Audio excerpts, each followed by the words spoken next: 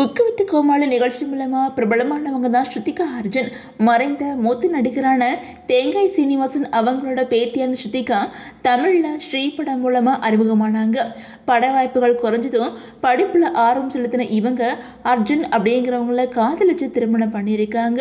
ஒரு சில திரைப்படங்கள் நடிச்சிருந்தாலும் இவங்க அதிக அளவில் மக்கள் மத்தியில் பிரபலமானது குக்கு வித் கோமாளி மூலமா தான்.